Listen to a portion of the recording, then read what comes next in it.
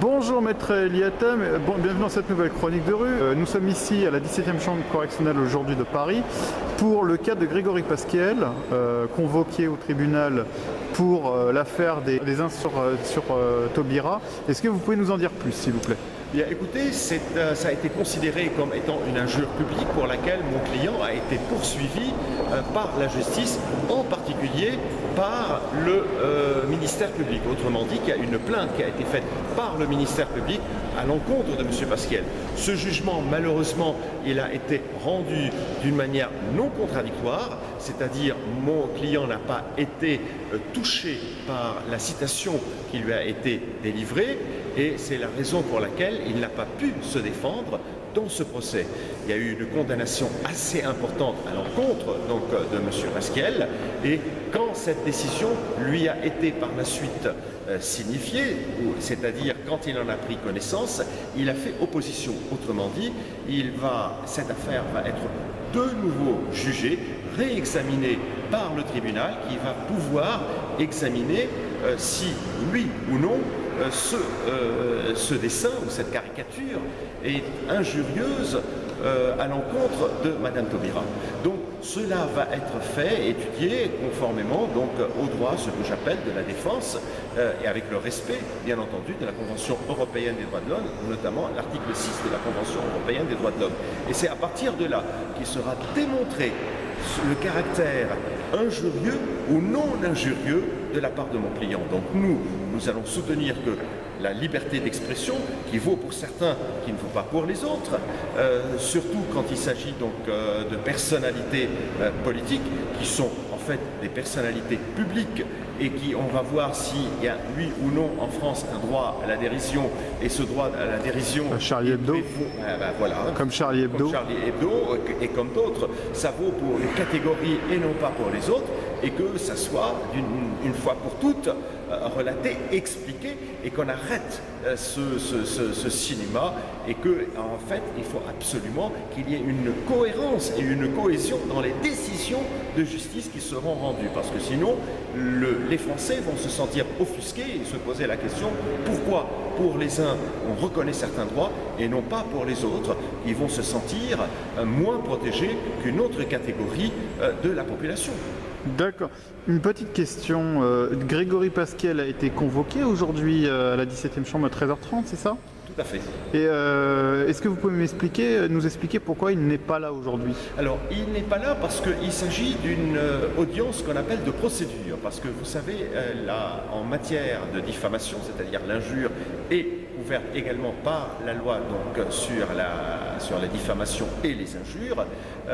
Il y a des audiences donc, qui se prononcent, qu'on appelle les audiences de relais. Autrement dit, pour éviter donc la prescription, bien que dans cette affaire-là, il n'y a pas une matière de prescription parce qu'il est poursuivi pour des injures ou une injure aggravée, donc qui a un délai de prescription plutôt plus d'1 an que pour 3 mois. Mais ceci dit, il faut quand même arranger le calendrier du tribunal. C'est la raison pour laquelle la présence de mon client n'était pas indispensable à la tenue de cette audience qui est une simple audience de procédure. D'accord. Et est-ce que vous savez à quelle date le procès a été renvoyé? Voilà, excusez-moi. Justement, le procès est renvoyé au 3 février prochain, donc à 13h30, devant la 17e chambre correctionnelle, avec une audience de relais qui aura lieu le 4 janvier. Est-ce que vous pensez que c'est gagné ou pas? Est-ce que vous êtes plutôt optimiste sur cette affaire ou pas beaucoup? C'est ce que je dis toujours, c'est qu'en procédure, un bon avocat ne doit pas être sûr à 100% de gagner un procès parce que, comme vous le savez, surtout en matière correctionnelle, il y a l'ultime conviction donc, des juges.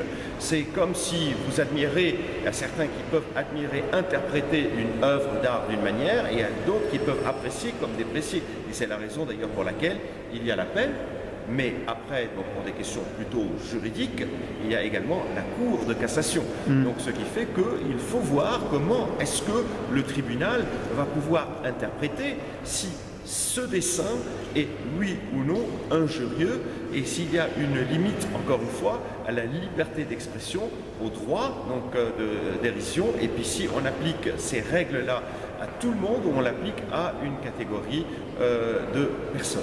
Tout cela doit être examiné, doit être exposé d'une manière la plus logique au tribunal, et c'est au tribunal, en vertu donc de ces éléments, de pouvoir juger si oui ou non cela constitue un délit d'injure publique aggravé.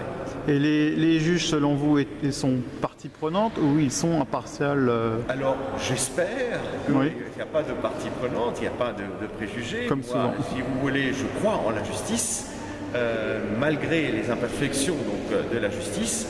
Et si je ne crois pas, je ne serai pas là. Et c'est un combat quotidien. Il y a toujours, si vous voulez, il y a de temps en temps, il y a un certain, je ne dirais pas simplement dysfonctionnement, mais il y a une certaine déception.